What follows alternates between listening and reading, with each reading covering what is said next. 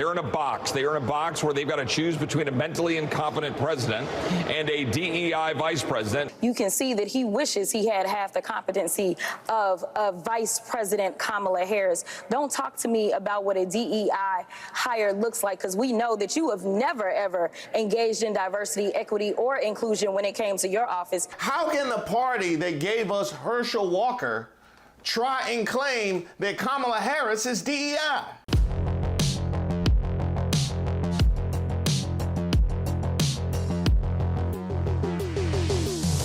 Hi, my name is Reese Waters, and I'm troubled. Don't forget to like the video and subscribe to the page. And never mind that, that's just a little leftover celebration from the channel hitting 100,000 subscribers. And thank you to you for being a part of the journey.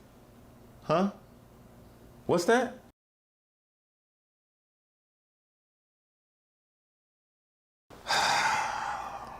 I told you. I told y'all about the New York Post. I literally told y'all about the New York Post. It's one thing if the RNC does it and are sleaze bags about, lying about what's actually happening with their cheap fakes. It's quite another when the New York Post does it. I got to disagree. You put some respect on the New York Post's name.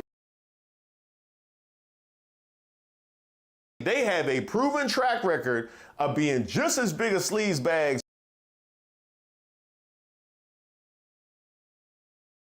By the way, a link to that piece is in the description. Although, to be fair, most of y'all didn't need telling about the New York Post.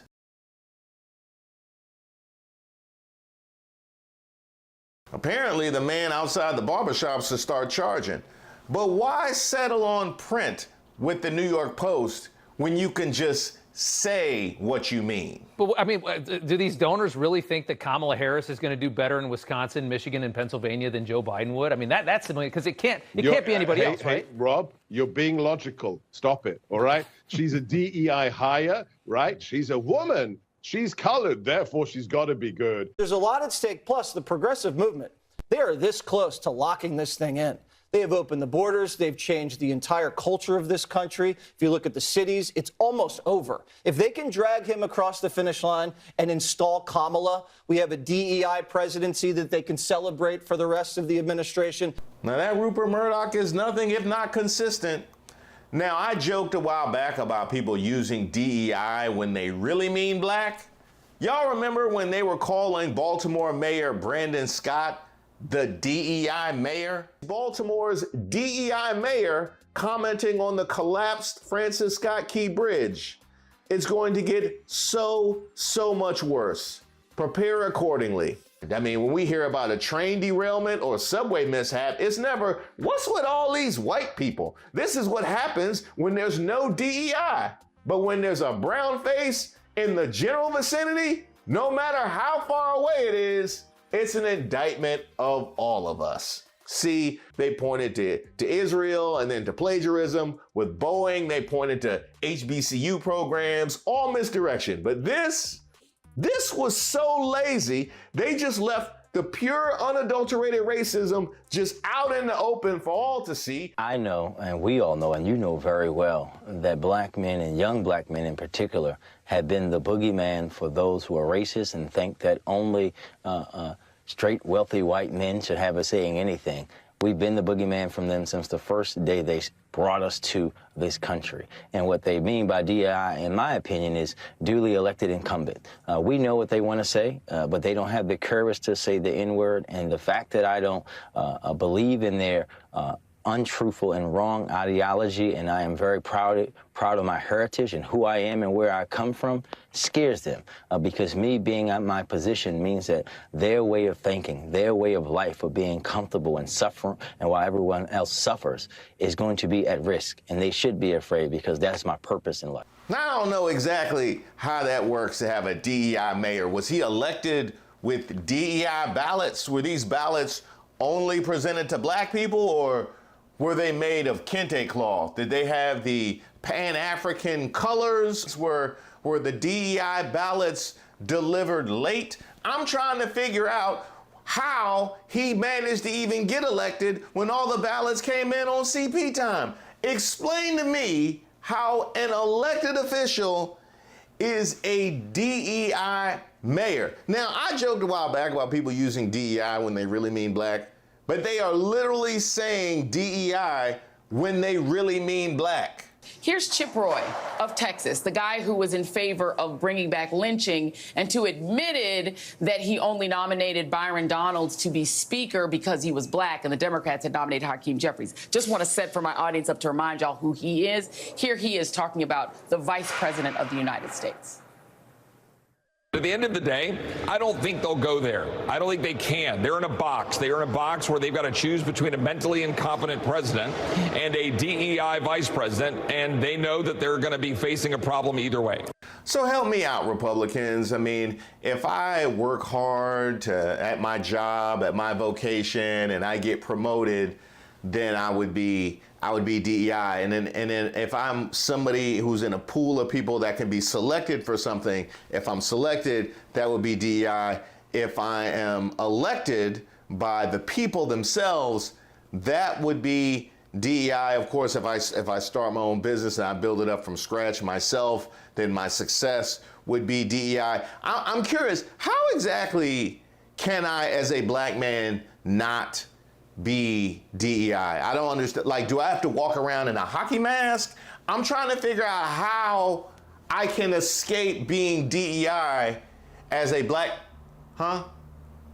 Oh, they got an announcement?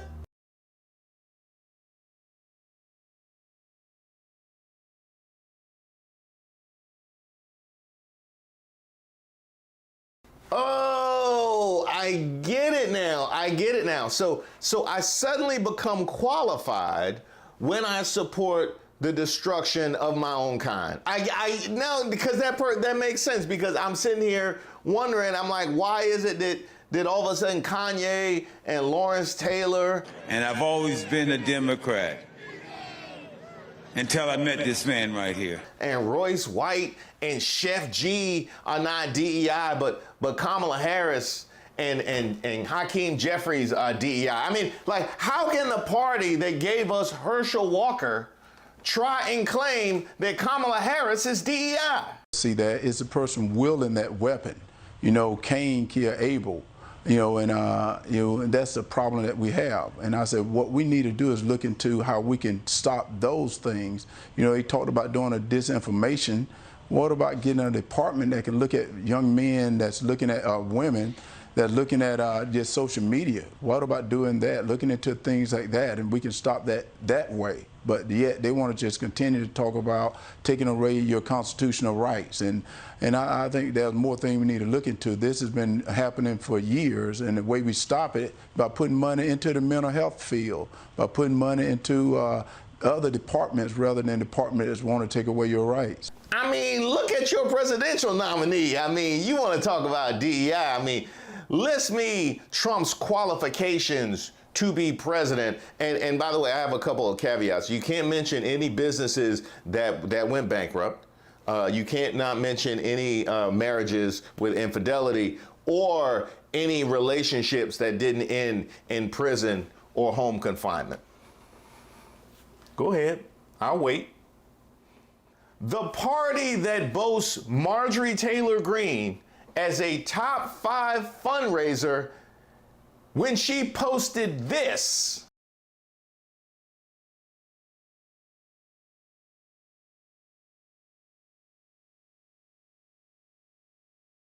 Is calling somebody else out for DEI. You know what? Y'all actually need some DEI if we being honest. Like, nobody needs DEI like MAGA. If I'm gonna be honest with you, and not the kind of DEI y'all been getting, because y'all definitely need better black representation. In fact, I see why y'all mad. Now, all of a sudden, now I see why they are mad at DEI, because the DEI they've been sending them Herschels and LTs. Like, you know what I mean? Like, I can understand why you would be mad if all of a sudden you went to Diversify and they brought back Candace Owens. Like, I get it. I get it. 2 stars on Yelp. 2 stars on Yelp for the DEI program at best. Now, by the way, our very own Jasmine Crockett, she actually exposed this whole sham of DEI, this whole phenomenon of all black people being DEI. She exposed this weeks ago. I just want to go over a few things that are concerning and alarming to me. I don't know if you're familiar, but have you ever heard of Project 2025? I've read about that, Congresswoman. Okay. And there are some things indicated in Project 2025 that are quite concerning to me. And I want to talk about a few of those topics because this hearing almost feels like a Project 2025 hearing. One of those topics is diversity in the workplace. The agenda includes making sure that the next conservative administration dismantles DEI apparatus by eliminating various chief diversity officer positions, et cetera.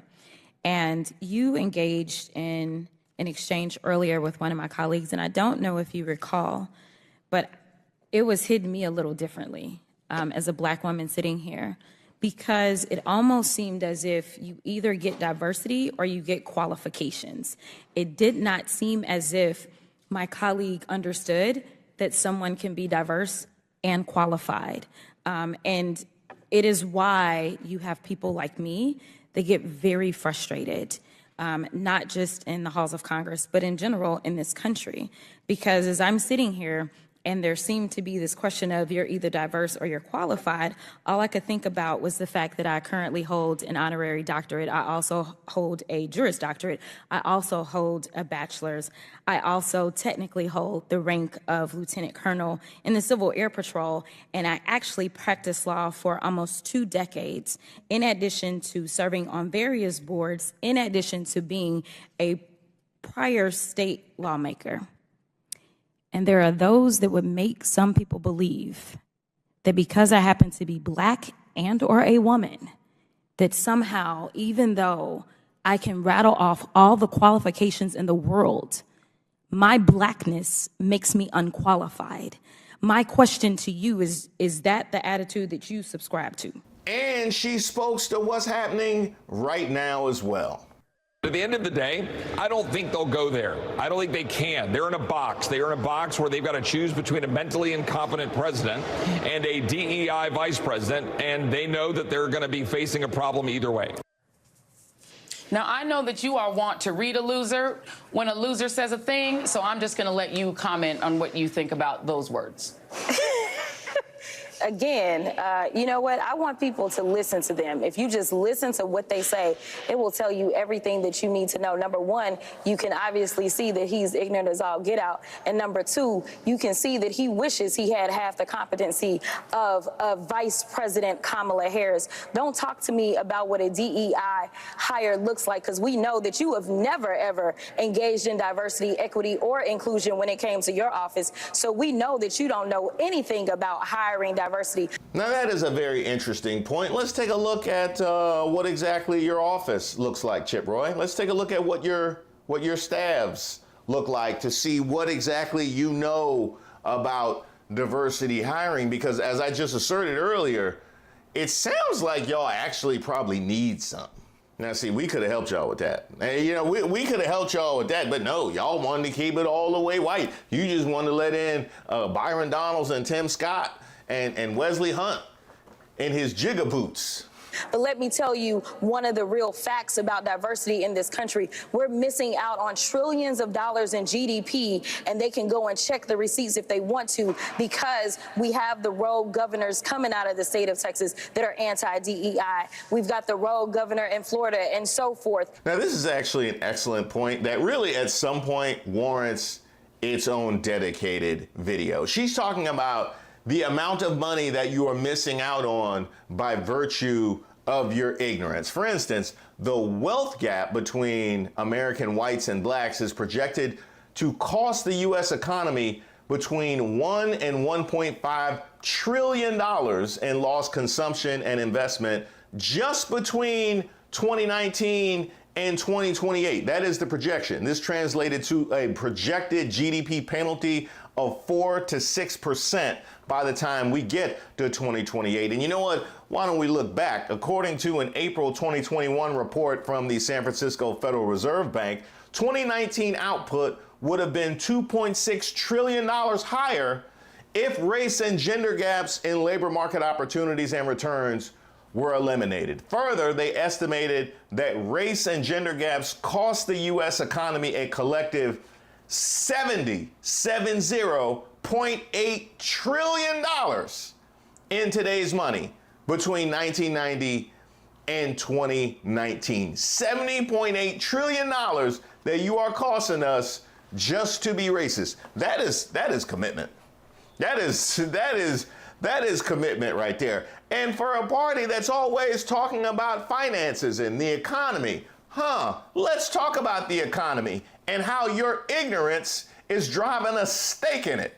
And so what they need to do is get over their incompetence and just try to get on our level and decide that they're going to compete and start to come up with actual policies instead of going after people because of how they look or how they were born. Instead, they need to focus on taking care of the American people, which means that you're going to take care of people other than just white folk. It means that you take care of brown, Hispanic, Asian, and everyone. It makes me wonder about the mental gymnastics that the black people in your jurisdiction have to do, knowing that you think that they are DEI just by virtue of them being black. Any accomplishment makes them DEI, which, by the way, also means that there's just a written-in excuse for any mistake that white people make, because they earned it. You know what I mean? They earned it. I mean, Chip Roy, there has to be black people in your jurisdiction in Texas. How does it land with them to hear you talk about them as being DEI? The black people that watch Fox News. And install Kamala. We have a DEI presidency that they can celebrate for the rest of the administration. I need to know, when you turn off Fox News at night and you put your shirt back on to go to bed, how is it that you feel about yourself? What is it that you are telling yourself? What's running through your head? I took all my feelings, my wants and needs and dreams, and I buried them inside you. I planted a seed and watched and prayed over. I planted myself inside you and waited to bloom. It didn't take me no 18 years to realize the soil was hard and rocky and it was never gonna bloom. You know, that sounds about right. Yeah, that sounds about right.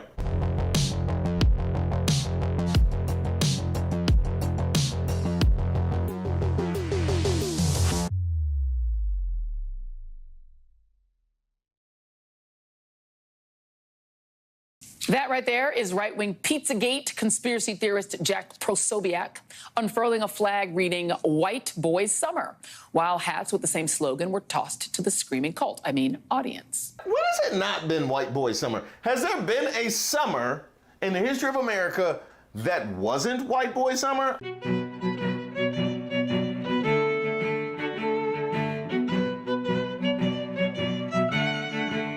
Welcome to Street Politics. My name is Reese Waters. This is the second installment of You So MAGA or MAGA So Crazy. Thanks to all you guys that have suggested names, by the way. My favorite was sent in by Jamie, who suggested Into the MAGAverse. I really like that one. By the way, if you missed the first one, the link is in the description.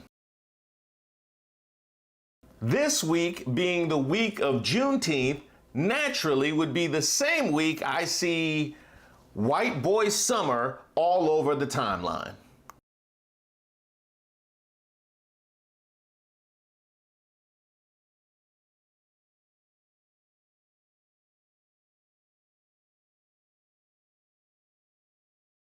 Word. So every February we have to hear about why can't there be a White History Month, despite the fact that every month, including February, is White History Month. And now when we have one day, just one day, to celebrate the end of slavery, you know, all the things that we asked for, how about full enfranchisement into the American dream? How about something like that? How about police reform? That's something we've been asking for a while. How about a holiday? How about y'all want a holiday? Yeah, y'all want a how about reparations? No, y'all got the holiday. Y'all go ahead and take the holiday. Go ahead, take the holiday, take the whole day off. We got one day. And in response to that one day, now what do we have? White Boy Summer. Boy, we can't have nothing. I tell you, we can't have nothing. We find one Oreo, here they come with Hydrox and cream betweens. We can't have nothing. And by the way, for those of you that are unacquainted, I know you're asking, what exactly what exactly is white boy summer? That right there is right-wing Pizzagate conspiracy theorist Jack Posobiec unfurling a flag reading White Boy Summer, while hats with the same slogan were tossed to the screaming audience.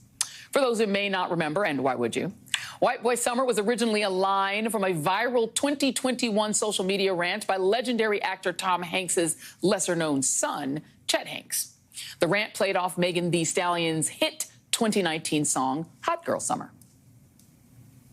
Hey guys, look, I just wanted to tap in really quick. I just got this feeling, man, that this summer is, it's about to be a white boy summer.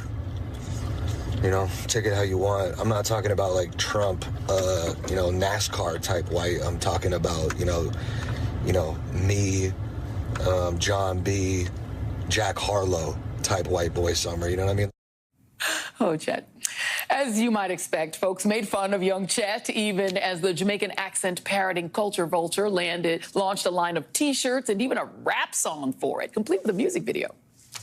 White Boy Summer quickly took off as a hilarious meme, and people had a legit good time with it. But it wasn't long before the thirsty far right and white supremacists decided it was time to cancel everyone's fun and culturally appropriate the cultural appropriation for their own purposes, using the phrase in their online memes to try to attract unsuspecting white youth to their cause. The Anti-Defamation League describes their tactics, writing that while some white boy summer memes include white supremacist neo-Nazi symbols, such as swastikas or references to the white supremacist 14 words slogan, other white boy summer promoters are tactically watering down their content to attract less extreme users and disseminate their content widely.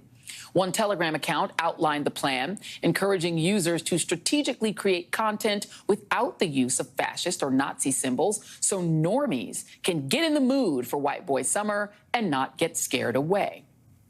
I don't know how many in that Detroit audience grasping at the pink hats knew what they were signing up for. Or maybe they just wanted a free hat, and I'm not sure how many at a conference like that one would be considered normies.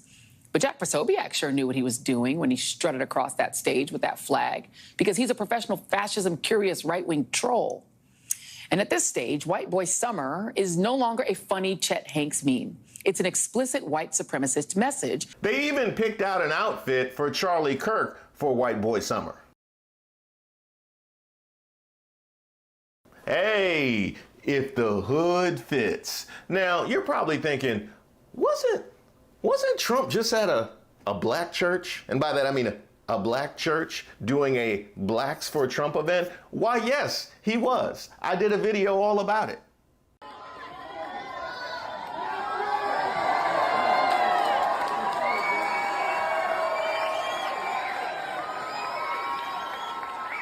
Jesus turned water into wine. Jesus turned water into wine, and he also multiplied the loaves of bread. And he repeated that miracle in Detroit because he turned 18 black people into 8,000. Well, why waste a day on black people when there are very fine people on both sides?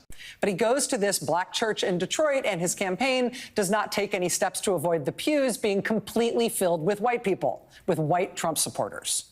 Then on the day, the message of his supposed campaign is that he's trying to appeal to black voters, right? That's the whole point of doing this photo op. He then goes straight from that venue, stuffed with white people, to a conference hosted by this guy, who has been in the news for the last few months for saying, quote, "We made a huge mistake when we passed the Civil Rights Act in the 1960s, saying that he thinks black people are not qualified to be airline pilots, that he worries if he's on a flight and sees that the pilot is black," who has been posting things like, quote, "Whiteness is great" on social media, who has been hosting guests on his podcast to talk about how black people are inherently biologically inferior and incapable of advanced intelligence. Someone who said literally MLK, meaning Dr. Martin Luther King Jr., quote, "MLK was awful, not a good person."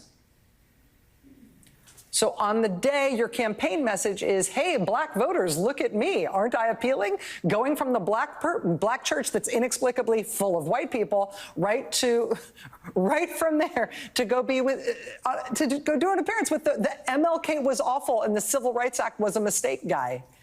If that's how you're running your campaign, you are not trying very hard.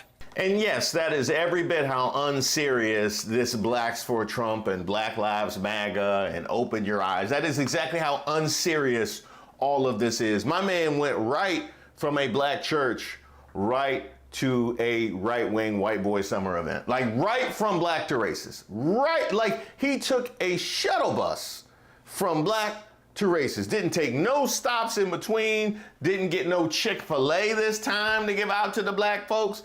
Didn't stop to pick up a pair of shoes. Nothing. Right from black to racist. I mean, at least warm me up, Trump. At least like the same day, right from black to racist. Don't be Candace Owens. Ease your way into racist. Be a Jason Whitlock or maybe a Bill Maher. Don't go from black to racist. Wait, what's that? Oh, who's invited? Well, you have to be white.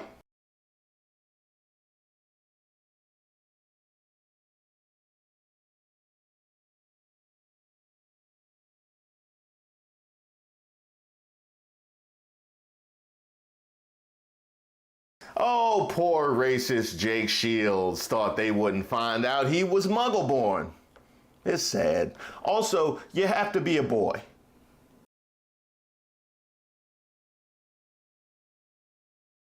And she is right about that because they'll let anybody in after that.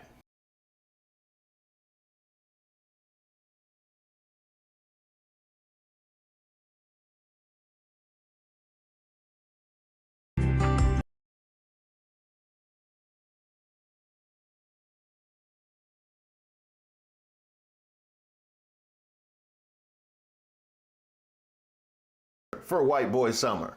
What if your choice of water could make a statement? What if it could symbolize your commitment to values like freedom, individuality, and self-reliance? Freedom 2.0 water isn't just about what's inside the bottle.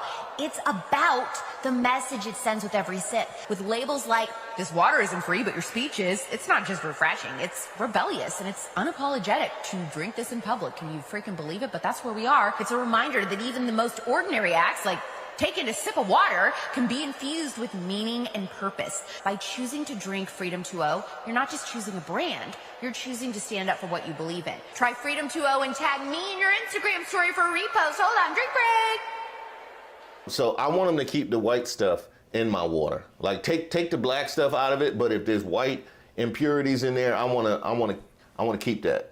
Yeah, I want it. Cuz I don't want my water to be clear. I want my water to be white. Yeah, just give me some milk then. Some of them have been celebrating for weeks already.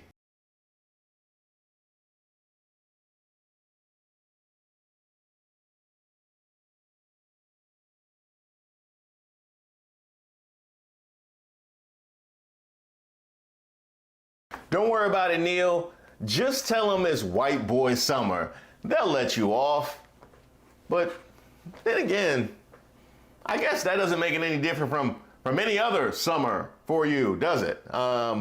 You pretty much always have had that card to play. When has it not been White Boy Summer? Has there been a summer in the history of America that wasn't White Boy Summer?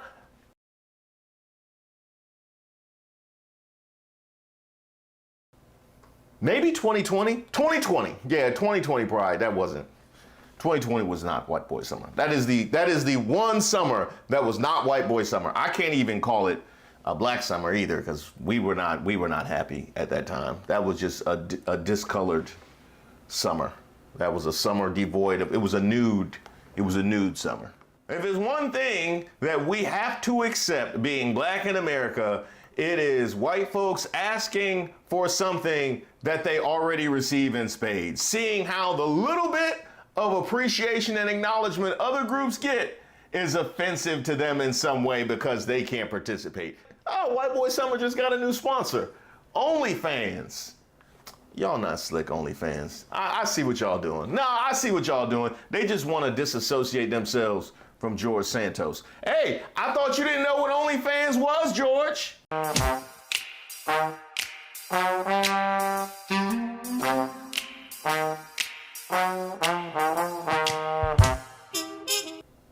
I ain't seen him fall from grace that bad since Tommy Tuberville. to see his decline over the last few months, I don't think he'll make it. Just watched him yesterday walking on a tarmac in L.A. with Nancy Pelosi shuffling his feet, looking at the ground. I mean, we got to have some leadership in this country. By the way, if you haven't checked out my piece on Project 2025. We have to go after the deep state. This is the Praetorian Guard. This is the constant government we've had. This is why we're going to go after the administrative state. Not just the 2 million basic billets in the civilian side of the government, also the contractors, 8 million contractors. We're going after all of it. And we're going to take it apart. And we don't care what the mainstream media thinks about that. I implore you to do so. It's very important.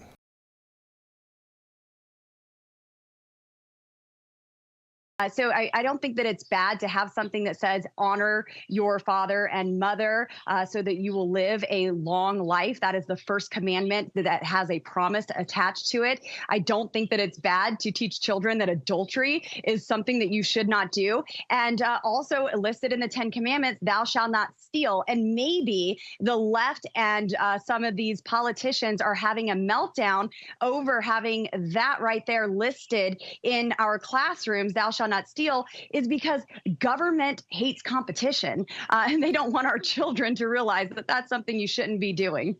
Lauren Boebert, you gonna make me drag you again? Huh? You gonna make me drag you again?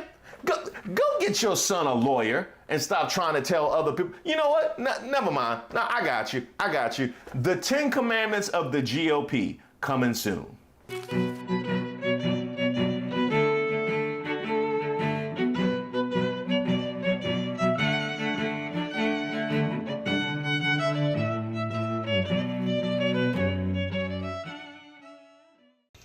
Immigrants fresh off the boat looking for a green card. Yes, they are probably gold diggers, but that's the exception. I'm the rule. Everybody I know who's married right now, they're married to broke-ass niggas. A few moments later. I think this is your first public interview. Is this your first public interview? And you couldn't resist. You like, no, we have to cape for a fellow racist. We can't, no racist left behind.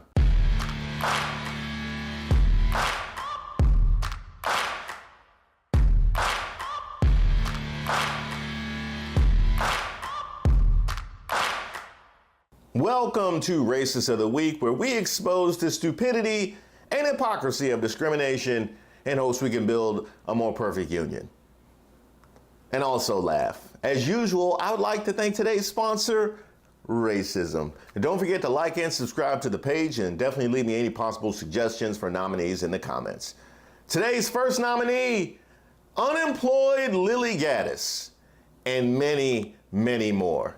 You'll see. Let's start with her. Now, Lily Gaddis was a self-described trad wife TikToker who was axed from her graphic design gig this week after casually dropping the N-word in a cooking video. You're getting the opinion of some dumb whores and immigrants fresh off the boat looking for a green card. Yes, they are probably gold diggers, but that's the exception. I'm the rule. Everybody I know who's married right now, they're married to broke-ass niggas. And they don't care. We don't give a fuck about your money. I couldn't care less about your fucking money, okay? My type is broke mechanics and surfer hippie dudes who just want to live in a shack and surf and have babies. Now, I originally ignored this video. I didn't plan on covering this for a couple reasons. Number one, the video didn't really offend me that much. It didn't curdle my cocoa butter. I mean, if I made a video every time somebody dropped an N-word, I would have to open up like 400 or 500 more channels. I mean, I just don't have the bandwidth for it. The second, the reason why I wasn't going to originally cover this video is I mentioned that she was recently let go from her gig. Well, this was her boss. So I have to ask you, what self-respecting racist is out here working for a black woman? I mean, You let me know. Is that really what's hot in the racist streets? Like, I haven't known when she was playing the long game. She was trying to sink her company from the inside. So I felt like this didn't rise to the level of something that I would cover in Racist of the Week. However, it was after her firing that things really got interesting. First, her boss, Terry Lindo, who was the owner of Rofi of the Carolinas, was flooded with racist comments after the firing.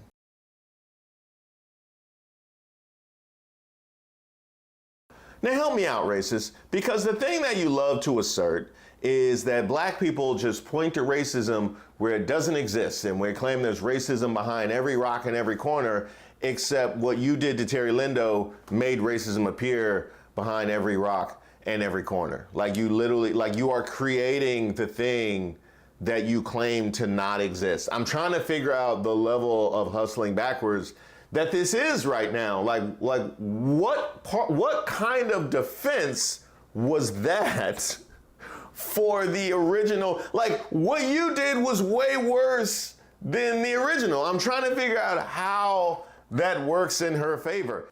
And it was in digging into Lily Gaddis's background that things really got interesting. Even though the original post wasn't as bad as the response from these knuckleheads on social media, turns out it was just the tip of the proverbial racist iceberg for her. And this moment just provided a platform for her to unleash. It is not one single word. It is a pattern of behavior. For example, this happened last night, just in response to one person. And there's a lot of this kind of stuff on her profile. And just in case she applies at other companies that maybe don't realize and think this was a one-off incident, in the aftermath of that, rather than learning any kind of lesson, stuff like this was done. That was her tweet, and then this account, Animals, Indeed, We All Have Your Back, and she says, hell yeah. Who is that was retweeting her? Aryan HQ, as in this white supremacy propaganda pushing accounts on Twitter that supports the Aryan race, the master race theories, and posts plenty of stuff in line with that. And she saw a retweet from them and she was like, hell yeah. And you might be like, well, maybe she doesn't know what they're about. Oh no, I'm fairly certain that she does because she follows them. So she should be well aware of what they're all about. And when someone pointed that out publicly, she told them to S her D. So, classy on top of everything else. These are just 3 recent ones I quickly grabbed to show. But I got a ton of these after posting a video about her. Some of these, though, they alternated in fat and Jew as well. But aside from those 2 words, it's pretty much all just those words, just over and over again. Like, they have the vocabulary of a poorly trained parrot. On the surface, it looks like she's suffering the consequences of her actions, but with her leaning into it, I wouldn't be surprised if in the near future she got offered like a correspondence job at Newsmax or Fox. So a recent video of mine seems to have upset members of a certain community, and all the backlash just really made me, just really do a deep dive, like do a soul search. And after all that, I still couldn't find a care. Gaddis has spent the week dropping even more slurs as she's embraced right-wing fear-mongering that white women aren't giving birth enough. Yeah. Hey, America. Hey, people not having kids. You are some stupid motherfuckers out there. The birth rate is declining, and what are you doing? You're getting married. Like, why even bother fucking getting married, you loser? You're getting married. You have some fucking dog in a stroller like a and then what are you doing? How are you helping America? We're letting the birth rates decline, and I'm speaking particularly to white people. So today, I want you to take the time out of your day to thank a single mom, because us girls getting knocked up, we're the only ones helping with the declining birth rate. You're welcome, America. You're fucking welcome, God. Now, as I mentioned, Gaddis is a self-described trad wife, a trend in recent years where influencers have embraced traditional gender roles, posting videos that show them cooking dishes from scratch and caring for their families, a Harrison Butker fantasy. But here she is in these trad wife streets, despite the fact that she was clearly working as a graphic designer. But wait, it gets better. You know that whole thing about a trad wife, being a wife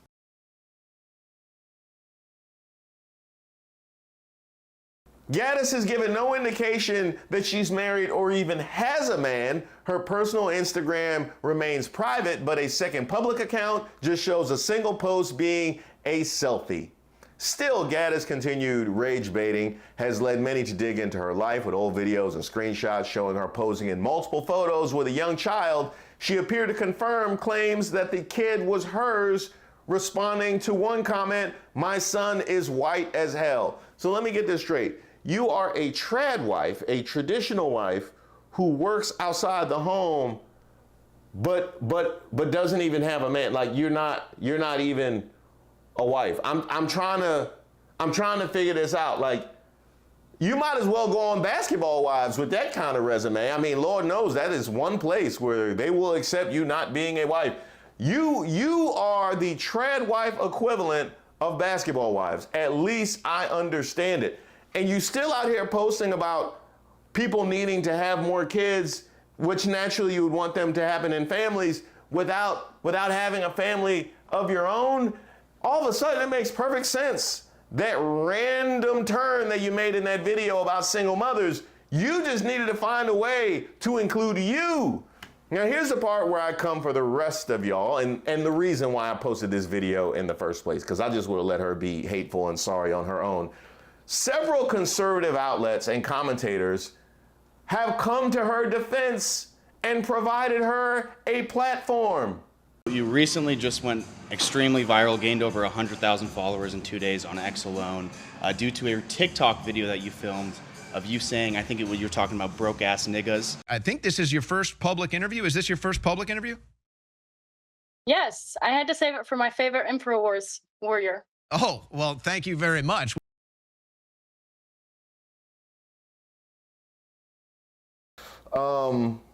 Why? Why? What has she done to warrant being on your shows? Does she have a plan for the border? Has she developed a novel way for Trump to raise bail money? No, none of that. No, she's just racist. That's it. She's just racist. That is literally it.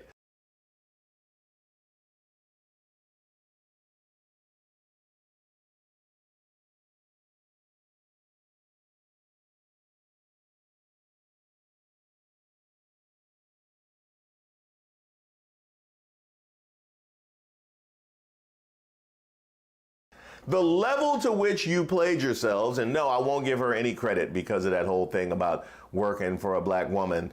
I'm not going to give her any credit for any grand plan. The level that you played yourselves by admitting that all you have to do to rise in the ranks of conservative media is be racist. That's it. That is literally your only job, to rise in the ranks of conservative media. And that's something that she acknowledged herself when she tweeted, "Thanks, black community, for helping to launch my new career in conservative media. You all played your role well, like the puppets that you are."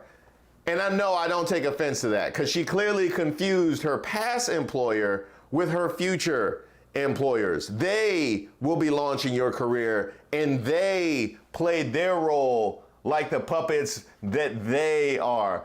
And again, I will echo something that I said earlier with the trolls who responded by blasting her ex-employer with the racist comments. Here you had an opportunity of a woman who had absolutely no qualifications to be a commentator. She had no qualifications to be a leader. She had no qualifications to do anything but apparently the graphic design that she was doing. Her sole qualification is being racist, and y'all just couldn't resist, could you? You just couldn't resist. You knew, you're like, wow, it's gonna look really bad if we have this person on just purely by virtue of the fact that she said something racist. Like that's not gonna look good, right? That's not gonna look good for who we are. The kind of thing that we try and deflect about who we are as a platform gets exploded if we bring on this person just for being racist, and you couldn't resist. You like, no, we have to cape for a fellow racist. We can't. No racist left behind. No racist left behind. That's what I was taught That's what I was taught. No racist left behind. So congratulations to Lily Gaddis, and especially congratulations to the conservative media apparatus. You are our racist of the week. As always, if you have somebody you would like to nominate, go ahead and leave it in the comments. You can email me at reese.waters@gmail.com, and be sure to subscribe to the page to make sure you get notified when the next video drops.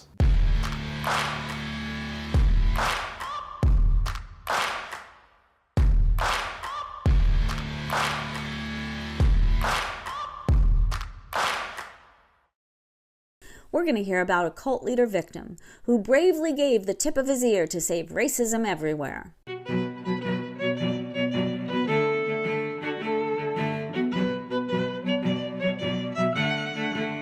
Welcome to Street Politics. My name is Reese Waters. Don't forget to like the video and subscribe to the page. Now, if you're anything like me, once we've established that Trump was in fact okay,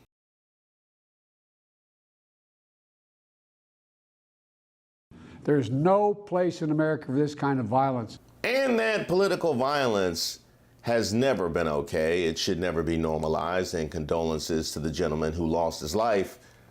If you're like me, you thought just one thing during the aftermath of Trump's Pennsylvania rally. Please don't let him be black. Please, Lord, do not let this be a black person. Please, not this time, Lord, not a black person. Please don't let him be black. Amen. And fortunately, we were... Huh? What's that? Oh, there were other reactions?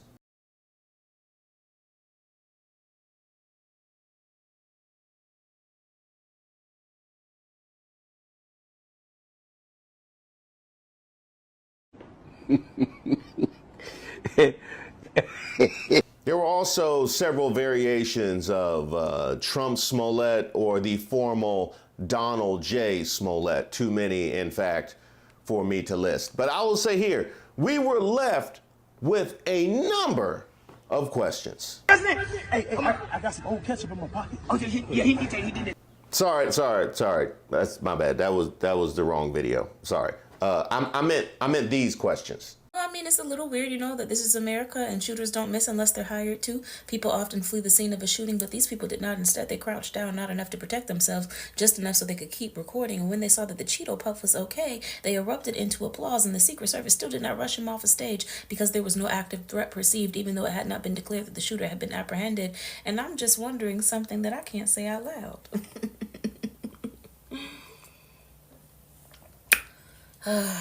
We had other questions like, who wrote this statement?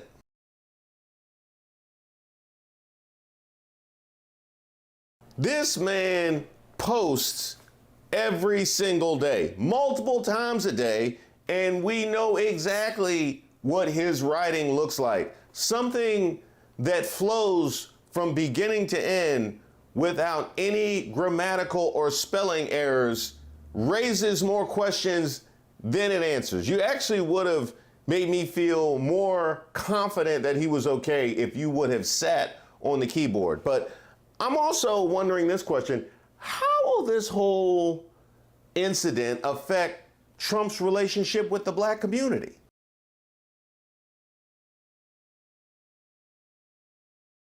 There it is. Yeah, there it is. Yes, because that train is never late. Not only are we criminals who are drawn to criminality, we also praise being shot.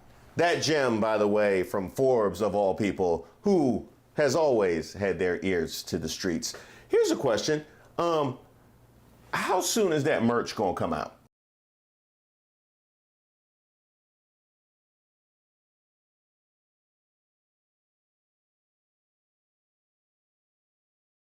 Less than 24 hours. There it is. Wait a minute. Could we go back to that last one, though, for a second? Could we go back to that last one?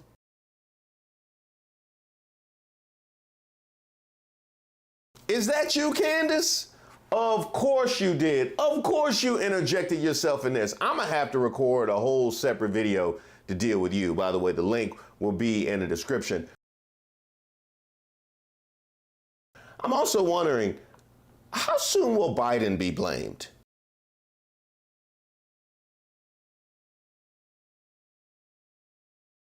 I believe that much of the rhetoric from the left has escalated to this moment.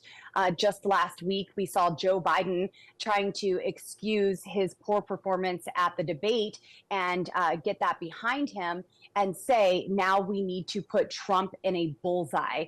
President Trump was literally put in a bullseye after the president of the United States, the sitting president of the United States, called for him to be put in a bullseye. I'd like to clarify what you just said. Do you believe that President Joe Biden bears any responsibility for what happened today, or does the responsibility for the shooting lie with the shooter?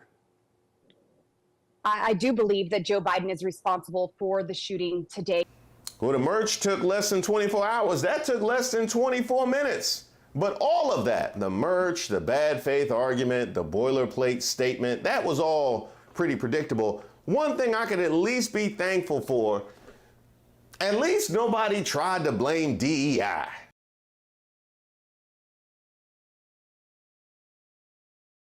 How the hell did he get on top of that roof? If you look at the pictures, he didn't go through the top of the roof. There had to be a ladder or something. Somebody really dropped the ball. You've got a DEI, basically a person, a DEI initiative person who heads up our Secret Service. She was working at Pepsi before this. I know she was a former Secret Service agent, but still, this is what happens when you don't put the best players in. It's a complete failure. Yeah, man, I ain't got it. I ain't got it. I get you next week. I get my check. I get my check next week. I got you. Yeah. I mean, who knew? Who knew? I thought that was my bad. I thought it was no way. I thought it was no way. I mean, you can't put anything past Fox News. I mean, other than honest reporting.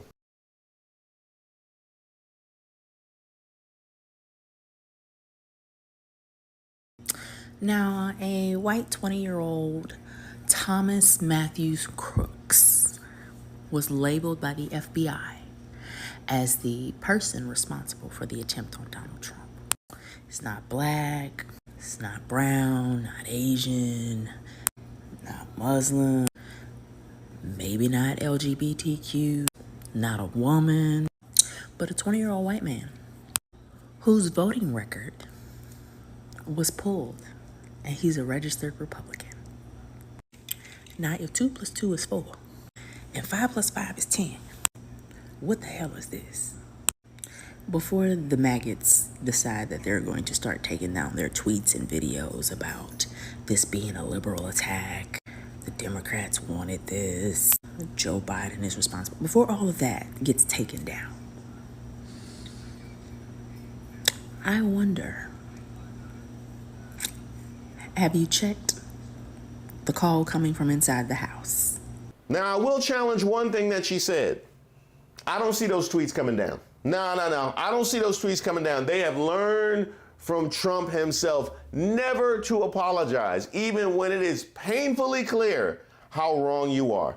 However, of all the reactions that I've seen all around the web, the best summation of everything I have seen and heard came from this TikToker, Dana S. Inspired. Well, folks, I tried. I really did. I managed to squeeze out some genuine empathy for Orangina, and I thought I did a pretty good job. And then I made the mistake of looking at Elon's ex, and I remembered why the right is not compatible with empathy. And then I remembered Paul Pelosi getting hit over the head with a hammer and mocked by Schlumper and Company. Oh, y'all remember that. And we'll stand up to crazy Nancy Pelosi, who ruined San Francisco. How's her husband doing, by the way? Anybody know? That is for the what would Trump have said crowd. We actually know. You know what? My bad, Dana. I'm going to let you cook. Well, folks, I tried. I really did. I managed to squeeze out some genuine empathy for Orangina, and I thought I did a pretty good job. And then I made the mistake of looking at Elon's ex, and I remembered why the right is not compatible with empathy. And then I remembered Paul Pelosi getting hit over the head with a hammer and mocked by Schlumper and Company. I remembered the image of bound, gagged, and hog-tied Joe Biden that Schlumper tweeted to the world. I remembered the assassination threats against Michigan Governor Gretchen Whitmer, and how 1 in 6 election officials have experienced threats because of their job, ranging from death threats that named officials young children to racist and gendered harassment by the right. I remembered MTG calling for the execution of Barack Obama, and Paul Gosar posting an animated video depicting him unaliving AOC. I remembered the far right's violence against minority communities in Charleston, Pittsburgh, El Paso, Buffalo, Jacksonville, etc., etc., etc. I remembered Trump calling for people at his rallies to be harmed, and how he wanted to shoot protesters in the legs. And of course, I remembered January 6th, and how all our lawmakers' lives were in grave danger, and our Capitol police were pummeled and traumatized for Trump's adrenaline rush of vengeance for a country that kicked him to the curb. I remembered E. Jean and dozens of women who faced violence at Trump's own hands. And then I caught wind of J.D. Vance and all the wannabe up Trump's ass peanut gallery, who waited about 2.5 seconds before claiming that Joe Biden's campaign rhetoric led directly to President Trump's attempted assassination. And Representative Mike Collins going one step further, claiming Biden sent the orders. I remembered lock her up and knock the crap out of them, and good people on both sides, and when the looting starts, the shooting starts, and stand back and stand by. And I remembered that between 2013 and 2022, 75% of murders committed by extremists were caused by right-wing extremists, with only 4% caused by left-wing extremists. Of course, I don't advocate, celebrate, or condone violence. That's what the other side does. But I draw the line at feeling compassion for a man who we all know would be making a joke about the shooter having poor aim if this had happened to Joe Biden. I'm not going to go down the road with all the conspiracy theorists, although I find it baffling that his security team is so incompetent. And for the life of me, I don't understand how a man who was just shot at was able to stick his head above the Secret Service human shield that was huddled around him right after the shooting, so he could fist pump the air and encourage his voters to fight. You'd think the folks who are supposed to be experts at protecting the president's noggin would have been a little uncomfortable with giving the shooter a second chance at blowing it to smithereens. Folks, I think we all know what's in store for us. We're going to see the biggest misuse of martyrdom there ever was. We're going to see mediocre men marinating in victimhood, tossing out thinly veiled calls for retribution and dog whistle after dog whistle for MAGA minions to avenge the radical left. Joe Biden will be painted as a cunning force of evil, at least when he can remember where he is and when to take his Alzheimer's meds. It's gonna be torture. Absolute frickin' torture.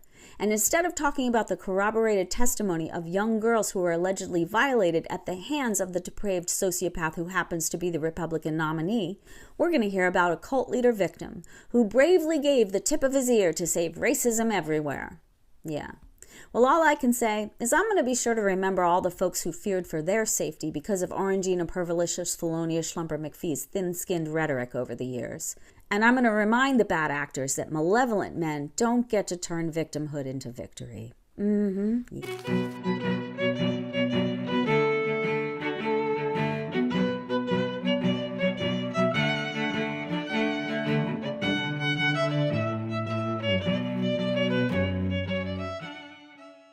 Do you use the N-word? No, I don't. Don, you gotta have N's around you to use the N-word. Who's she gonna use the N on? Madeline? Caitlin?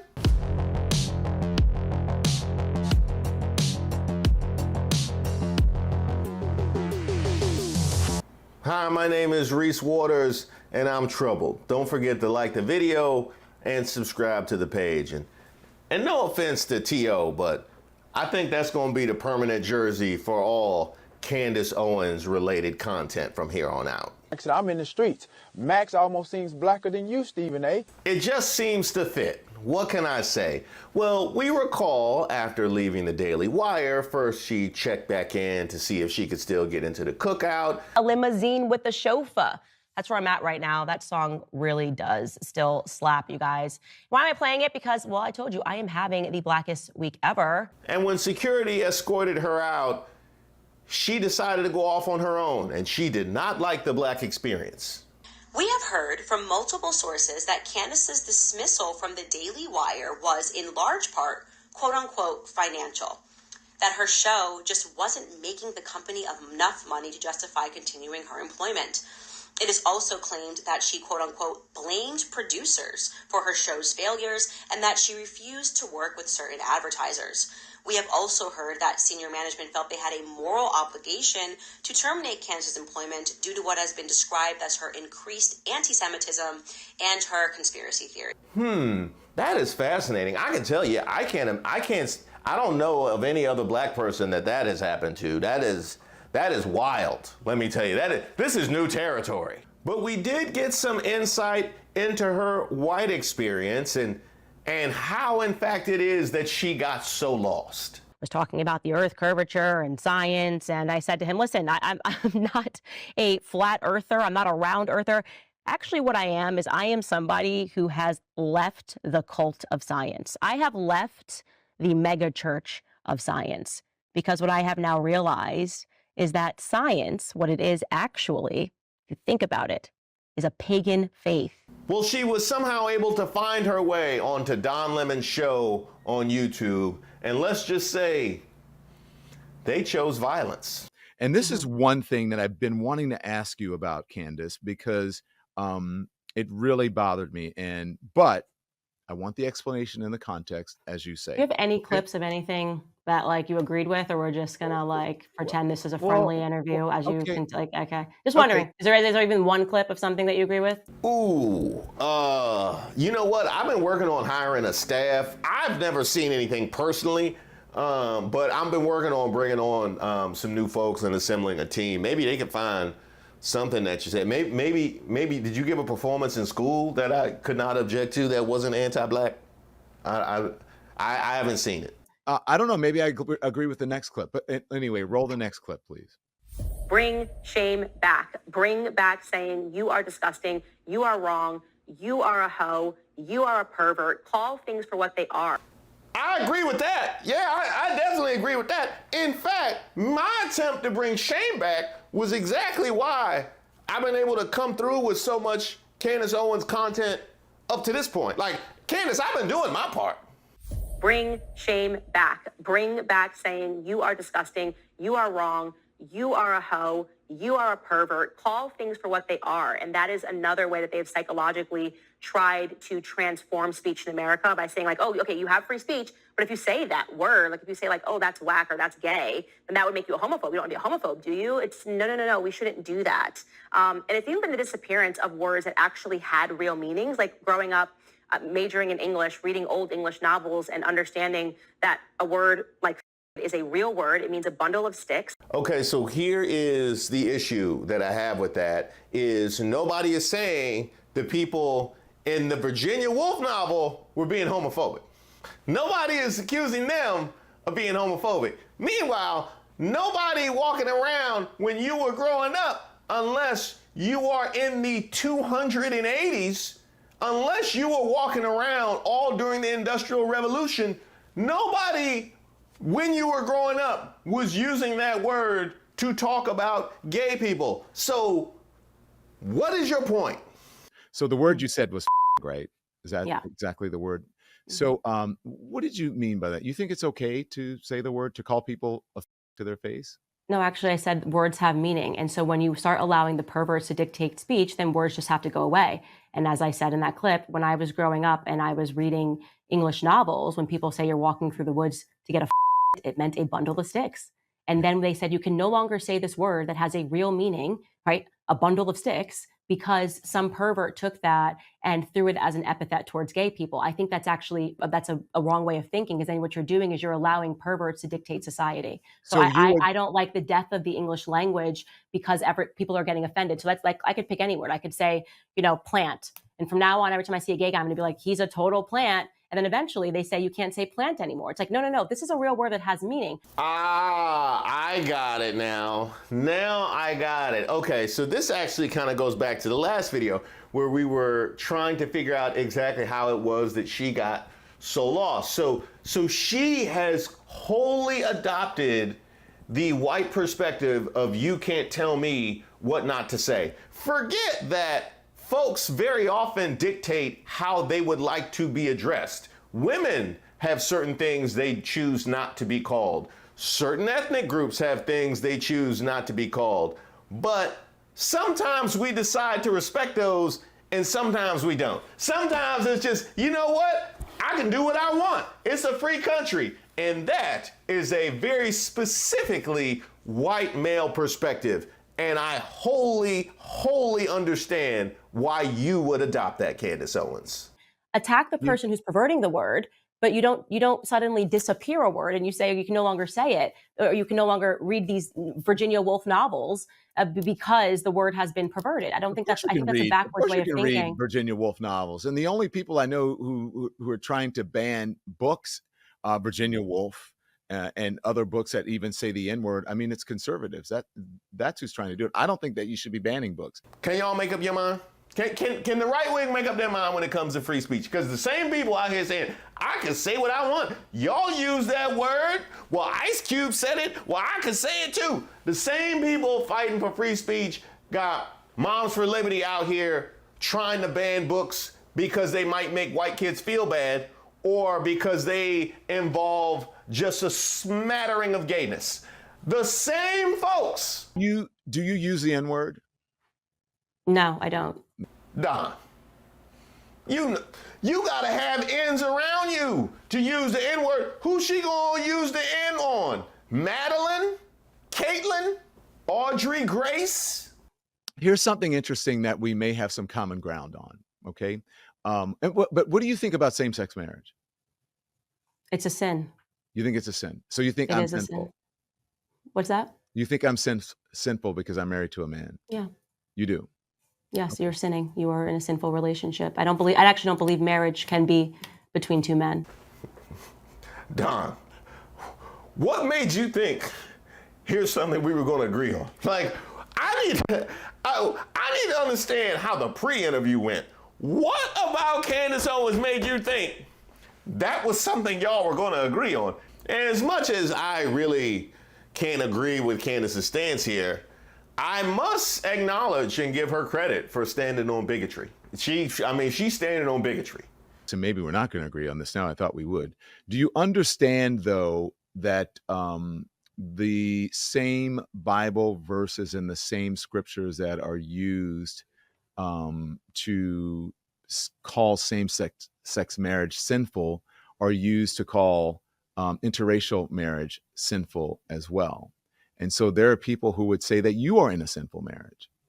Can you tell me which verse it is that would make people say? The thing is that it's actually not there, and that people twist the Bible verses. That's my whole point. Thank you for proving that, because it doesn't say that. And it's actually, you're going to say Leviticus or whatever. It's not actually what Leviticus says. But go on. I don't want to get into specifics about the Bible, but that's not what the Bible says. It's just people using and interpreting scripture in a way that they want to interpret it. Okay, now both of y'all need to sit down here. Both of y'all need to sit down here, because first of all, Don, how you gonna say the same people who use Bible verses to say that gay marriage is sinful also cite interracial marriage, and then you can't cite the verse? Like, you're literally having a specific discussion about the Bible and people citing verses. Because I read Ecclesiastes. It said if you had Reebok pumps, you going to hell. I heard the same thing about watching the original Candyman. You can believe whatever you want to believe. I don't believe that I'm in a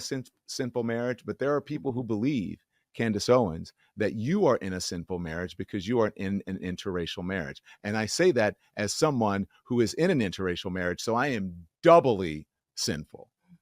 Yeah, I've never heard anybody make a biblical argument against people being married that are black and white. Now, as far as you, Candace, we really gonna sit here? We really gonna sit here and act like people have not used the Bible to explain away and legitimize some of the worst evils in the history of mankind? Are we acting ignorant now? Like, what are you talking about? Like, Christianity in the Bible was used to legitimize slavery. Okay, it was used to legitimize the Crusades. We gonna pretend like people don't just decide what they want to do and then use the Bible to try and legitimize it? What are we doing here? It just got weird. And then, of course, because he has to go through the leftist liturgy, he arrived at the inevitable point where he wanted to ask me about conspiracy theories. And at this point, his producers had produced a list asking me, do you believe this? Do you believe that? Do you believe this? And because you are a regular viewer of the show, you know that these are just psychological tactics. When they're calling somebody a conspiracy theorist, it's because they don't want you asking questions about a narrative that they are insisting upon. Now, Candace, did you just take offense to being called a conspiracy theorist after you admitted to reading flat earther theories? Me, on the other hand, he rolled over, he asked me, and I said, oh, I'm reading a flat earth theory. And it dawned into an entire conversation. He's like, why are you reading a flat earth theory? And I'm like, because somebody messaged me on Connect about it, and they included some links, and I'm just reading them. I don't know. I'm just an interested person. No matter what, if there's a bunch of people that believe something, I now want to know what it is that they believe. Huh? Is that what we're doing? And you said you read them just because somebody sent it to you, because if a lot of people believe something, you want to know what that thing is. Clearly not a critical mass of people, just some people. You need to know what that thing is, and now you're questioning it and rejecting science, and you take offense to being called a conspiracy theorist? How about a conspiracy reader? How about a buffoon? But as I said yesterday, I'm built different. No, you're not built. You built the same. You built the same. And so they've taken that out of context, and Don Lemon was doing it and going, my Jewish friends and were so hurt by this. I struggled with the decision of whether or not to let you on here. And then I'm not even kidding. You're going to watch. This is unbelievable. I then am speaking to him about Christians being persecuted, and he laughs in my face at the concept of Christian persecution. And I lost my cool. Take a listen. It's not about the Holocaust, okay? Christians suffered too.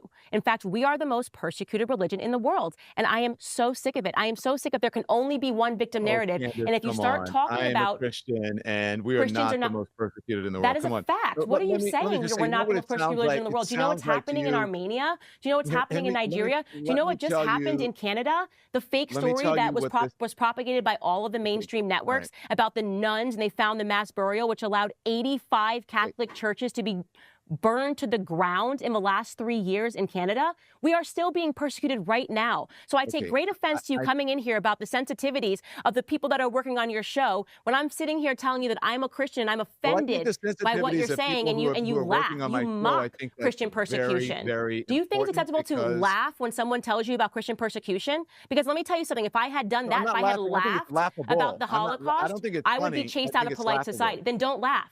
Don't laugh at Christian persecution. Don't do it. Laughable that the name is in the term. It's do not laughable. laugh. You literally just laughed when I talked about Christian persecution. Don't do that ever again. Not in my presence. And that is exactly how I felt. And I just wanted people to hear that because I am so sick of this. I am so sick of people mocking Christians. They're just so comfortable doing it. He literally laughed when I started talking about Christian persecution. No, they're not mocking Christians. They mocking y'all. Yeah, they mocking y'all because I am a Christian and I don't feel mocked. Obviously, Don is a Christian and he does not feel mocked. They mocking y'all. Like I mock people who can't answer God is good. God is good. God is good. Amen. No. But look, it is the folks who are watching Christian nationalists trying to codify the religion into our nation's laws and credos. It is the folks who want 10 commandments put into the schools claiming they are persecuted that are being mocked. Those are the people that are being mocked. So I guess because of what happens in Armenia, you feel the need to persecute others here? Is that? Otherwise, why are we even talking about this? Because we have issues going on here right now with regards to other people not being able to exercise their freedoms. So you tell me how exactly this is relevant. The audacity of that. And I'm glad he did it. I'm glad he did it because people need to see that. People need to understand that the mainstream media has, I guess, such a lack of respect for Christians. because we're always supposed to be nice. You know, I have thought that exact same thing, because I look at mainstream media and I'll be like, where the Christians at? You know what I mean? I'll be like, where are the Christians? It ain't nothing but Muslims and Hindus all over CNN, MSNBC, Fox News. I'm like, where the Christians? Where are the Christians? Can I get a job?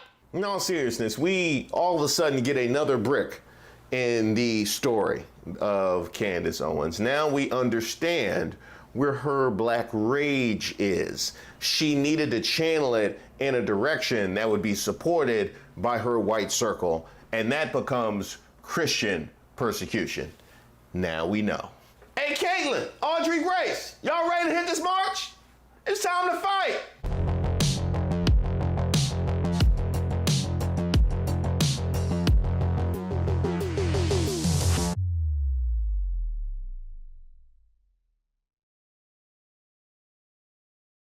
I'm your biggest supporter. Me and my friends are like your biggest supporters. From the 203. Yes. I love that. Yes, I'm so happy to be here. I just really wanted to ask you, how do you deal with the constant slandering of your name, especially in the beginning? Because right now, I'm going through this phase where people are attacking me because of maybe my beliefs or my values. And like, I literally was accused of like not liking black people. You can't make this up. You can't make this up.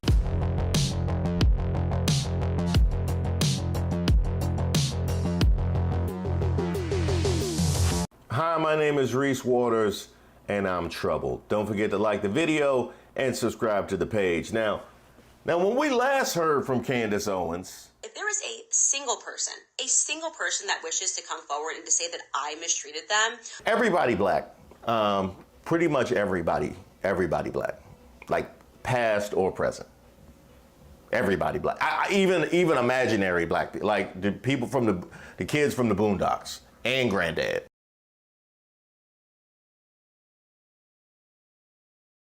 Since then, she has started a brand new podcast that I have successfully ignored for 4 weeks.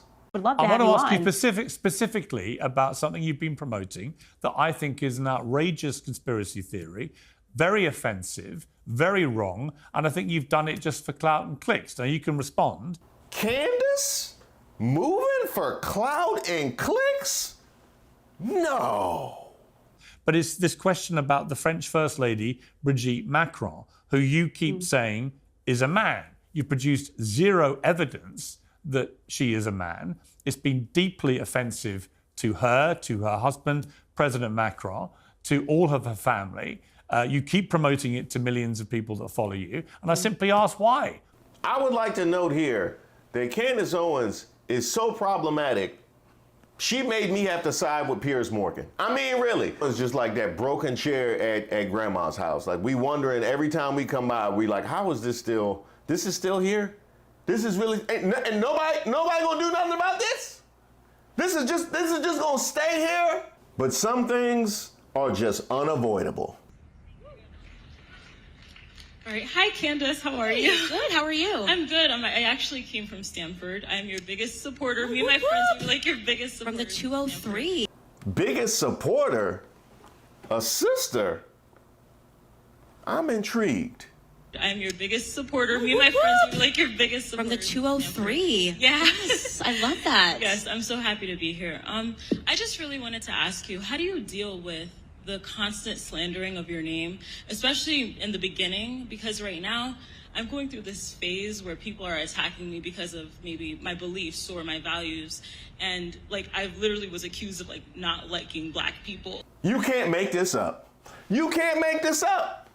You cannot make this up. That'd be like going to a Bobby Womack concert and saying, hey, Bobby, I'm your biggest supporter, but you know, people telling me I'm a bad friend.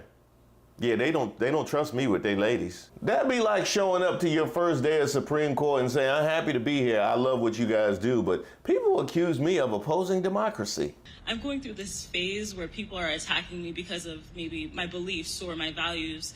And like, I literally was accused of like not liking black people. Like, and I'm like, how do I not like black people? Like, you know, it's just like, and I just don't know. I'll tell you how you can be accused of not liking black people. For one, showing up to hear Candace Owens. That probably would do it. And then raising your hand and saying that you are her biggest supporter. That would also do it. I would add going with the White Lives Matter shirt. That probably would do it.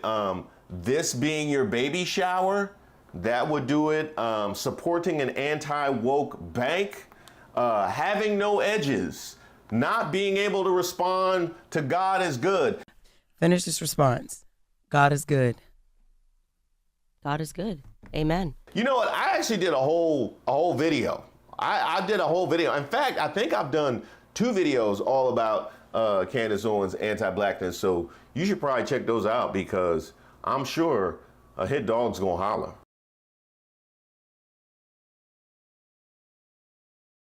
Because you have to appreciate stupidity. You do. You know, if you're arguing with an idiot, you become one. And I've kind of employed that now where I'm just like, you're a black white supremacist. Am I going to get big mad at something that stupid? You know what I mean? Like, oh, okay, yeah, I totally want to help usher in a society that I can't live in. Like, I just want my kids to just be like, oh, you can't do anything because I'm ushering in a society where mixed kids can't live. It's a nonsense. Now, see, Candace, I'm sure that sounded all well and good in your head, but see, pick-me's have a long legacy. There's been a long history of pick-me's, people that sidle up with folks who want to do their kind harm because it's good for them in the short term. See, pick-me's never think about the long-term implications. If it were not for pick-me's, then all of the men and women out here moving foul wouldn't be able to find new victims who are aware of how foul they've been moving. Well, let me see. He was married when we got together. I wonder if I could trust him. See, that's pick-me behavior. That is pick-me behavior, because that wouldn't make any logical sense. But that happens every day. So no, that doesn't get you off the hook for your anti-blackness. You are just taking your short-term comfort over the larger ramifications. Pick me's been here forever. Just imagine being married to me. Hell no. My poor husband, he rolls over, he's like, what are you reading? And I feel like a regular wife. What is a regular wife? Just imagine being married to me. My poor husband, he rolls over, he's like, what are you reading? And I feel like a regular wife says something, I don't know, maybe a love series, Nora Roberts, sweeping her away. Me, on the other hand, he rolled over, he asked me, and I said, oh, I'm reading a flat earth theory. And it dawned into an entire conversation. He's like, why are you reading a flat earth theory? And I'm like, because somebody messaged me on Connect about it, and they included some links, and I'm just reading them. I don't know. I'm just an interested person. No matter what, if there's a bunch of people that believe something, I now want to know what it is that they believe. Now we know. You know, now we know. Now we know how this happened. Now we know exactly how this happened, because she surrounded herself with people who felt like black people were inferior. They weren't used to being around black people. It made them uncomfortable. And then she got curious, and then she got lost in her curiosity. This all makes perfect sense. If any nonsense that is sent your way is something that you feel like you have to delve headfirst into, now I understand how you got so lost. And one thing I will say, at least she's aware of it. I don't know. I'm just an interested person. No matter what, if there's a bunch of people that believe something, I now want to know what it is that they believe.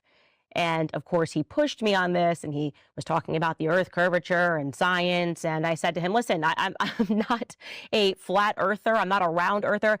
Actually, what I am is I am somebody who has left the cult of science. I have left the mega church of science, because what I have now realized is that science, what it is actually, if you think about it, is a pagan faith. Now, I challenge that. I don't see how you left that church, because from your response to God is good, I don't think you've been going. God is good. God is good. Amen. No. No. I thought you were going to say God is great. Thank you for the God is great. No. I don't think you've been going. I don't think you were ever a member of that church. And I can actually prove you were never a member of that church, because the Church of Science would be ruled by the pursuit and application of knowledge and understanding of the natural and social world following a systematic methodology based on evidence. That is according to the Science Council. But I'll give you a simpler definition from Wikipedia, because I know how much your kind loves to take stuff from Wikipedia. Science is a rigorous, systematic endeavor that builds and organizes knowledge in the form of testable hypotheses and predictions about the world. This all makes a whole lot of sense, because you love to throw out wild accusations and conspiracies without any actual evidence, and then question how anybody can hold you responsible for the actual things that you do, as evidenced by the fact that you just out here acted incredulous at the possibility of you not liking black people when I have whole volumes of your anti-black behavior. See, it's the evidence that you refuse to acknowledge and accept. Do you understand the words that are coming out of my mouth? I guess maybe if the evidence hasn't been sent to you in your inbox for you to check while you're laying in bed with your husband, then apparently it doesn't exist. I can see no better example of your ignorance of actual evidence than this one. What did Harrison Butker do wrong? What? You mean this kicker gets on stage at a Catholic university and talks about how much he loves his wife and how grateful he is for everything that she does as a homemaker, and how she is the perfect yang to his yin, and how grateful he is that he has faith and that he has God, and how he puts it first, God first in his life, and the whole world just collapses. The media just could not deal with this. They were like, what are you talking about? How could you say such crazy things?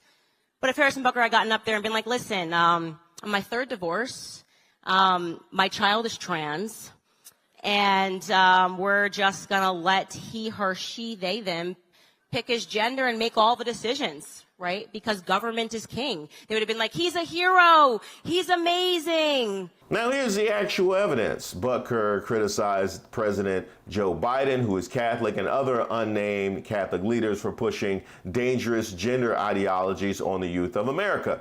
He also came for the LGBTQ community and encouraging graduates to have Catholic pride, but not the deadly sin sort of pride that has an entire month dedicated to it. And of course, what would a right-wing rant be without delving into DEI, saying the world around us says that we should keep our beliefs to ourselves whenever they go against the tyranny of diversity, equity, and inclusion? How can anybody possibly have a problem with that? I mean, really, all that he said were things that were natural and come from God, like opposing diversity, equity, and inclusion.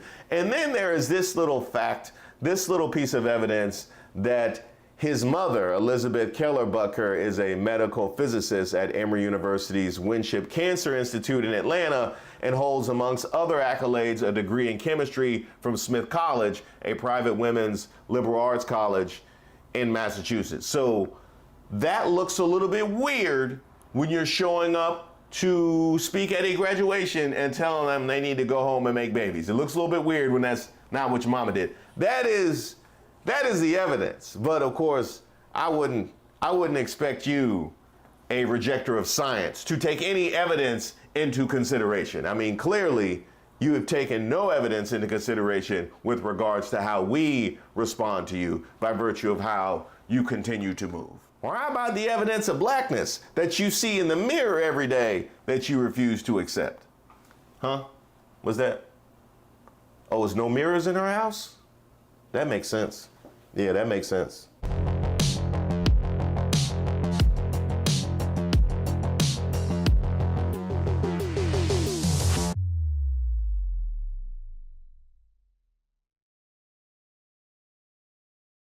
Of course, as I have said since the beginning of time, there are mistakes that police officers are human beings. There are mistakes that happen. Police are people too.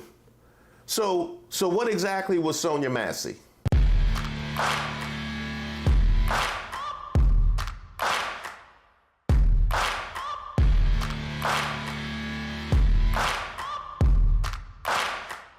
Welcome to Racist of the Week, where we expose the stupidity and hypocrisy of discrimination in hopes we can build a more perfect union. and also laugh. As usual, I would like to thank today's sponsor, Racism. And don't forget to like and subscribe to the page, and definitely leave me any possible suggestions for nominees in the comments. Now, first, I would like to take a moment to recognize Sonia Massey, the 36-year-old Illinois black woman who had called 911 for help with what she perceived as a prowler and ended up deceased on the floor of her home thanks to the very police that she called. The police that she greeted at the door by saying, "Please don't hurt me." You couple that with the fact that her last words were sorry, and you have something that's going to impact me in a very significant way. Those of you that have been watching the channel for a very long time, I've spoke at length about Elijah McClain and the reasons why that loss touched me and hurt me so much. The fact that he was saying, "I'm sorry," as he was being killed, literally. And the reason why that hurt me so much is because he really was internalizing his own brutality. He thought in that moment, or at least he vocalized in that moment, that in some way he was responsible for his own brutality. And when you greet the police by saying, "Please don't hurt me," and your last words being sorry, you echo that exact same sentiment and you engender that exact same response in me. We found out later that the man who shot her, Sean Grayson, the 30-year-old Sangamon County Sheriff's deputy who has since been fired, while being indicted by a grand jury last week on 3 counts of first-degree murder and 1 count each of aggravated battery with a firearm and official misconduct in connection with the shooting on July 6th, didn't activate his body camera until after he had fatally shot Massey. The other deputy had activated his body camera when he first arrived at the scene, and in that body cam footage, Grayson could be heard telling his partner that Massey wouldn't need medical help immediately after the shooting. Grayson later goes to his vehicle to get his own medical supplies, and when he gets back to the house, he asks if there's anything he can do, and he's told no, to which he says, "All right, I'm not even going to waste my med stuff then." This was a man who records show worked at 6 different law enforcement agencies in 4 years after being charged twice with a DUI in 2015 and 2016. Now, just the first part of that, having worked at 6 different agencies in 4 years, would be disqualifying for a lot of jobs that require a lot less competence than walking around with a gun and a license to use it. Somehow, working for 6 agencies in 4 different years wasn't a red flag for this man to give him a license to kill. Not to mention the fact that you couple that with the DUIs and you have a man who I can only wonder why he was deemed to be qualified to walk around with a badge and a gun. There's also the fact that, according to Sonia Massey's family, they were initially told that her death was self-inflicted.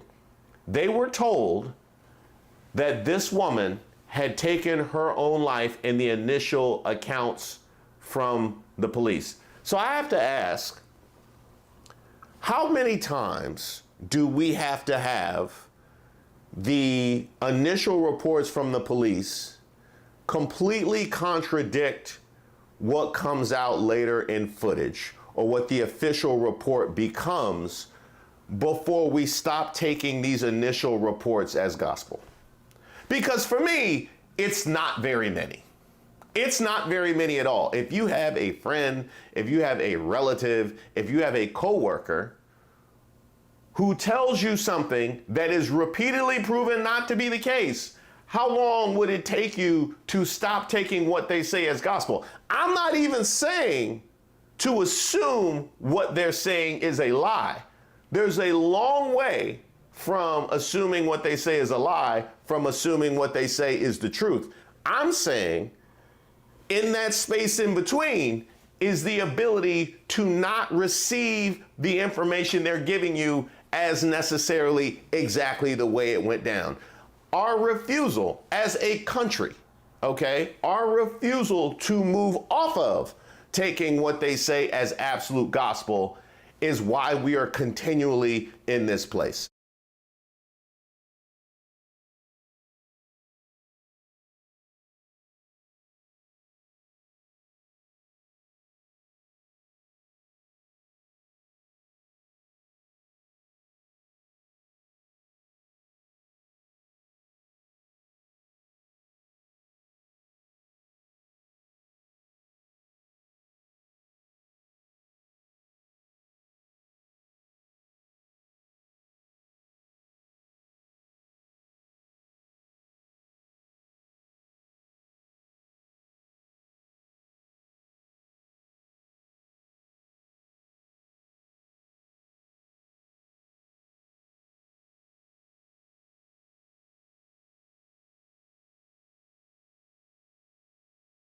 This report is exhaustive, way too long, and absolutely heartbreaking.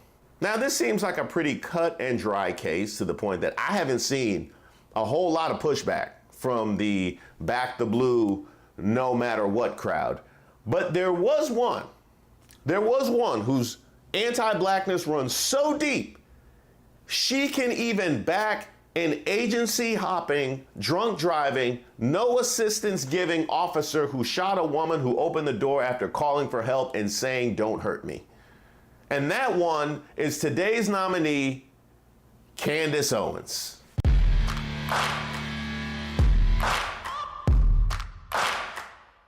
Okay, roll the clip.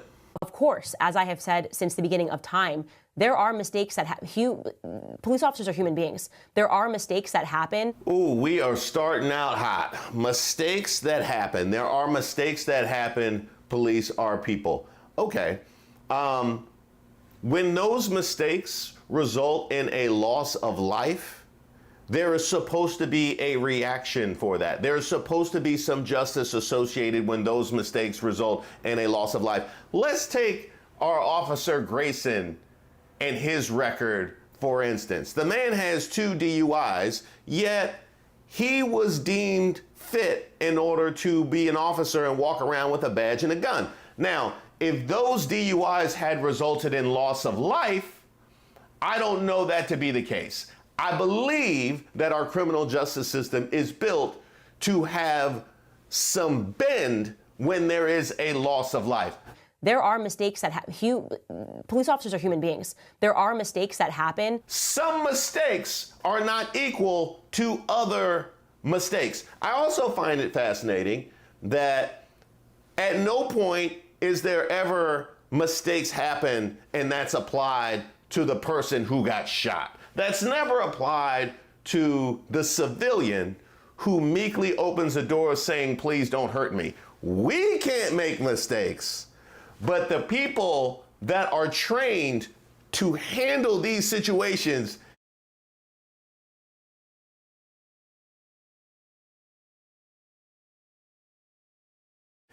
whatever happens, happens. They can make mistakes, but we can never make mistakes. This is always only applied in one direction.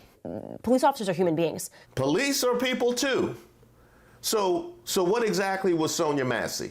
The idea that now you're going to use this situation, and all the usual suspects are already involved, we know that Attorney Crump is already involved, to then try to make Black Americans believe that this happened simply because she was Black is pointedly ridiculous.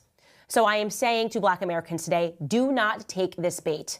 Yes, what happened in this situation, I think he's going to have a very hard time, this officer, saying that he absolutely felt so threatened by boiling water that the only solution was for him to mindfully say, "I'm going to shoot you in the face," and that's what he did. I think that's going to be a very steep hill to climb.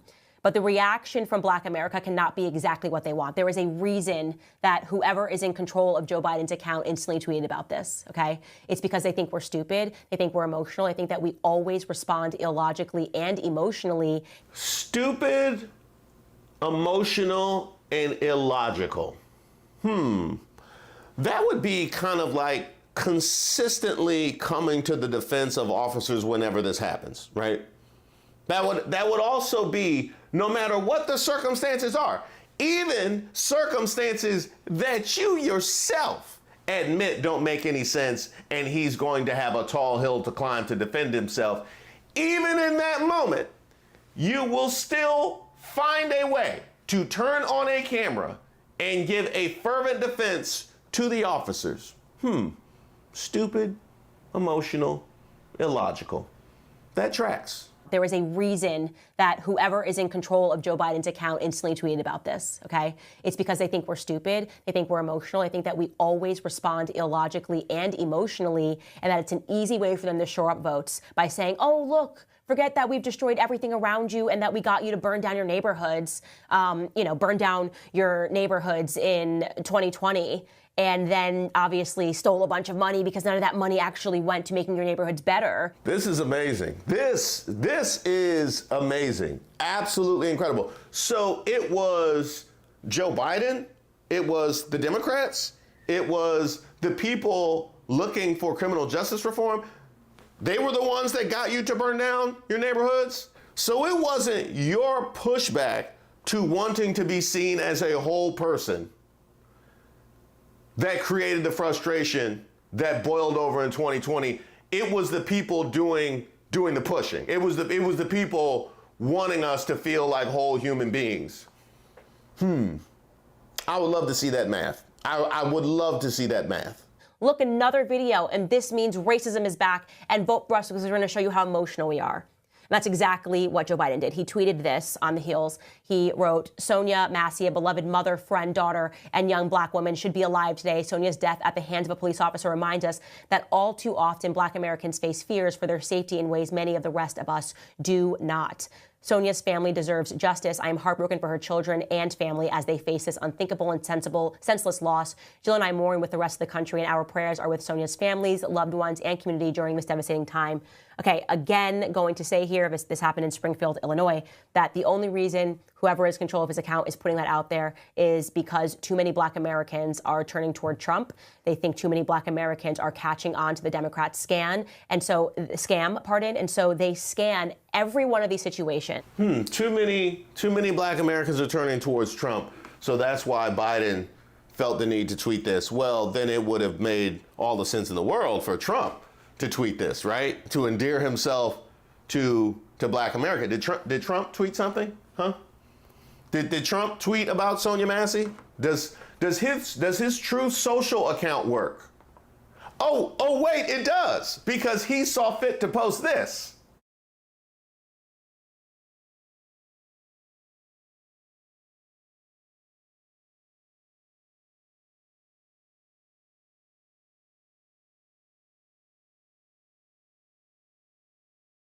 Oh, yeah, he had time to post this, but he didn't have time to post about Sonia Massey. That's weird. I would say that's weird, for somebody that obviously is receiving so much love from the black community to further entrench himself, that he wouldn't have posted that, because he surely finds way to exploit other crimes. I mean, let this have been a migrant. Let this have been an immigrant, or anybody vaguely brown. You know how fast he would have posted about that? Because that fits his narrative. Yeah. Hell, he would have posted about this if Grayson was dusty enough. They think too many black Americans are catching on to the Democrat scam, and so they scan every one of these situations and they leave out the hard facts. And the hard facts are that if you examine this just based on a percentage rate, white Americans unarmed are more likely to be shot and killed by police officers in mistakes, shot and killed by police officers in these correspondences than black Americans. That is a fact. It is an inescapable fact. There's no way to examine the statistics and not come out with that understanding, okay? And they don't want you to know that. Who told you that, Candace? Huh? Who told you? Was it the Heritage Foundation? Was it Patriot Front numbers and stuff? I need to know who told you that. They don't want you to know that because it's patently false. I will give you this against my best judgment. I actually went and did some research. Black people, who account for 13% of the U.S. population, accounted for 27% of those fatally shot and killed by police in 2021, according to Mapping Police Violence. Now, how you get from 13% of the population to accounting for 27% of those fatally shot and killed by police and still say that white people are statistically more likely to be shot and killed by police, how you do that math. Now, I will give you this. If you want to now account for police interactions, right? If you want to account for arrests and the frequency and propensity that black people have for encountering police, then those 13 and 27 numbers get a whole lot closer. However, that would be to hold the black community responsible for the over-policing of their own neighborhoods. Is that what you want to do? Huh? Is that what you want to do to make your numbers look better? Is to hold black people accountable for their own over-policing? That would be like holding you accountable from getting fired from the Daily Wire. So what? I happen to agree with your side of things when it comes to how everything went down. Hey, the facts is the facts, and the numbers is the numbers.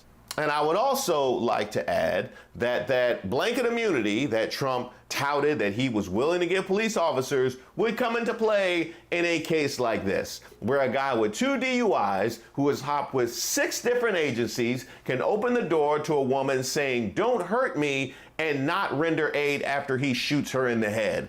This is the kind of officer Trump wants to make sure walks away scot-free. We're going to give our police their power back, and we're going to give them immunity from prosecution. So they're not prosecuted for doing their job. So congratulations to you, Candace Owens, and while we're at it, Donald Trump. You can get some of this too. You are our racist of the week. Huh? Do I ever agree with Candace Owens? Let me tell you, if you are not a conspiracy theorist by now, it's because you are not intelligent. Yeah, I'm going to have to keep looking. But as always, if you have somebody you would like to nominate, go ahead and leave it in the comments. You can always email me at reese.waters@gmail.com, and be sure to subscribe to the page to make sure you get notified when the next video drops. By the way, I have an email list that I maintain, and I have a newsletter that I send out periodically as well. I would love for you to get on my email list. Feel free to shoot me a message at reese.waters@gmail.com. That's reese.waters@gmail.com. And the same goes if you have any suggestions for videos, if you have any nominees for Racist of the Week, if you have something that you are troubled by, or you just want to throw me a kudos, feel free to email me. I don't always get a chance to look at all of the comments, but I definitely look at all of the emails and I respond.